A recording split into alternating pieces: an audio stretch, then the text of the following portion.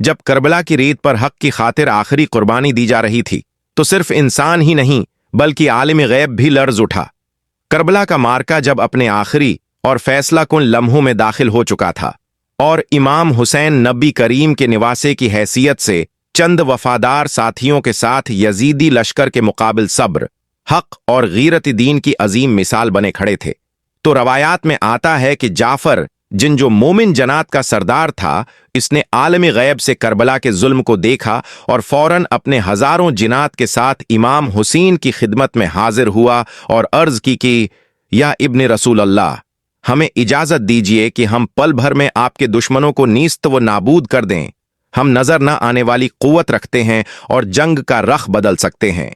مگر امام حسین نے کامل سکون اور حکمت کے ساتھ یہ پیشکش رد فرماتے ہوئے ارشاد کیا کہ جعفر، یہ مارکا فتح یا شکست کا نہیں بلکہ حق اور باطل کے درمیان ہمیشہ کے لیے حجت قائم کرنے کا ہے۔ اگر آج غیبی قوتیں مداخلت کریں تو انسانوں کا امتحان باقی نہیں رہے گا اور قیامت تک کے لیے ظلم و انصاف میں فرق کیسے واضح ہوگا۔